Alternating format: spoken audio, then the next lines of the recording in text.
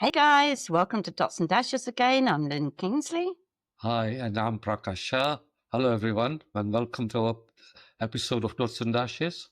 How are you today, Lynn? I'm fine, thank you. And you? I'm doing very well. Thank you very much. Thanks. So, what should we talk about today, Lynn? Any ideas? Well, we were saying about animals at the risk of I extinction. was thinking about this that in the world, because of all this climate change and everything, and deforestation all across places like Brazil, Asia, India, China, there's a lot of animals at risk of extinction. And same happening in Africa as well.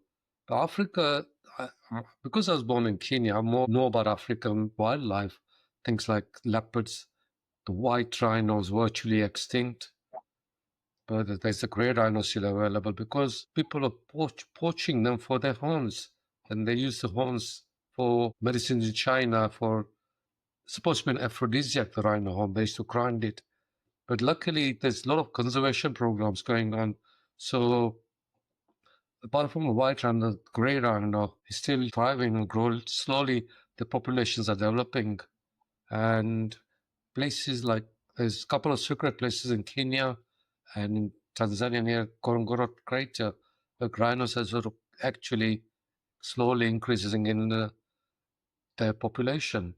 So I think we as a society need to be aware that if we allow climate change to happen, we'll have less and less of the wildlife for future generations.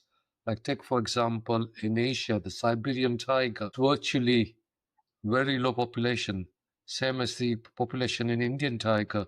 There are conservation programs going on to protect the population and see them grow and thrive.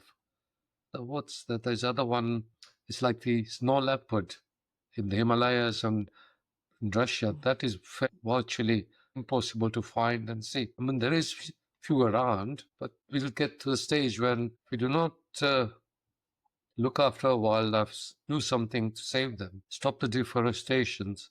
We'll have things like, if you remember the mammoth, they virtually went extinct. The dodo bird went extinct because of being killed for food.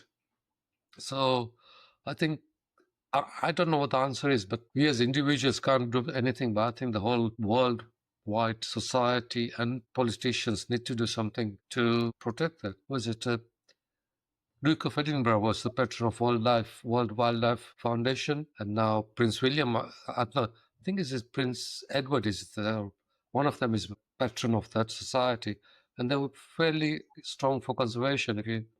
Especially Prince William that talks a lot about conservation as well. So I don't know what the answer is. Do you know what we can do at all? I haven't the foggiest idea. Well, So I agree that something needs to be done about it, yeah. but I haven't the foggiest idea how anyone would go about it. I mean, take Brazil, the Amazon forest. Virtually, people are actually building roads through it and completely wiping out parts of forest to grow food and everything. I can understand people need food, but I think we need to find a balance between how humans and animals interact. And obviously, more we help people in those sort of areas, make them realize that it's important for them to look after their own wildlife. Because if you, especially in Kenya, they rely a lot on tourism, where you get the the Maasai tribe living close proximity with elephants and lions. And obviously, there's conflict there because the take for example, the animals who come and destroy their crops and trample over that. But at the same time, Kenya needs income from tourism. And if the wildlife goes, there'll be no tourism and their economy will drop, you see. So there's quite a wide ranging subject where a lot of things can be affected by not protecting the animals that are in danger of extinction. And the solution would be to, perhaps as individuals, petition our MPs and things like that to stop aid to these countries. Because obviously in UK at the moment, the aid budget is dropping a lot. They're not stopping the foreign aid. I know. And I know there's a lot of problems itself in UK, isn't there? really, because we can't keep on giving money away to other countries when money is needed in this country to protect our NHS and things like that. Yeah. Yes. Yeah. The trouble is they don't support the people that need it, like the NHS. And Anyway, I sort of went to the tangent there, but getting back to the wildlife, in Bournemouth itself, we have a pair of breeding ospreys in a very secret location, because ospreys are virtually extinct in UK. And at the moment, they had 4 eggs in the nest, and hopefully the eggs will hatch. There's a big documentary online about it recently on one of the TV programs. And so hopefully those will breed and the eggs will hatch and we'll get hopefully 4 more ospreys, which is a good sign that we are doing that sort of thing in here yeah. as well. There was also a snow leopard born the other day, wasn't there? Yes, It was on the somewhere news. it was in a zoo. Yeah. Oh, We find having animals in zoo for conservation, but it's not their natural habitat as such. And no. especially in Eastern Europe, they were keeping them in small cages, things like monkeys and bears and everything. They were treating them very poorly. And Yeah. also, take elephants, for example, in circus.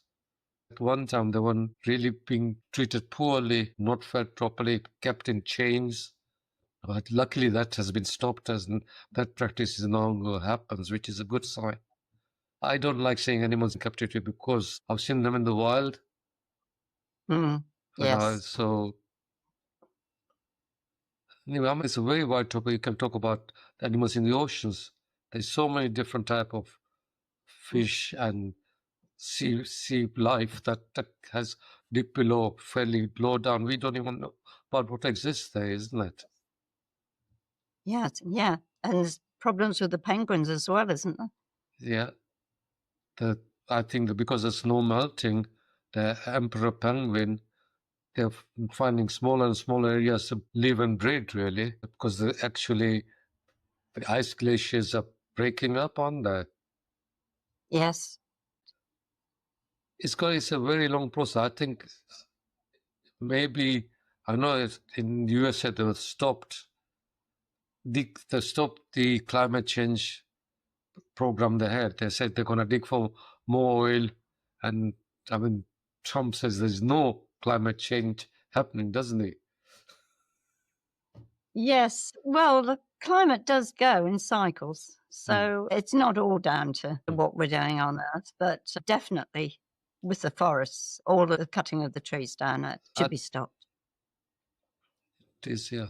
And climate change itself, it's not just UK, US, or the Western world, also in the Eastern countries, China, India, they're growing quite quickly. So they're using a lot of fossil fuels and they're also causing, but they don't really, it's a very, very difficult subject to handle, really.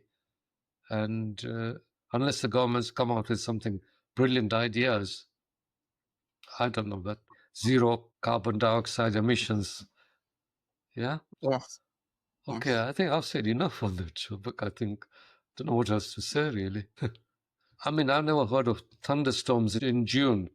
Um, Today we were forecast in the southern England there were thunderstorms being forecasted. So that's probably due to climate change, I believe.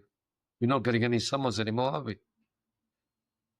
Yeah, but it goes in cycles, doesn't it? There's a Yeah. 7-year cycle. I mean, that it will come back round again to what it was. But we'll never have the summers again like we used to get, simply because of the devastation with all the forests. That's where it really comes down to. That affects Yeah. the weather a lot.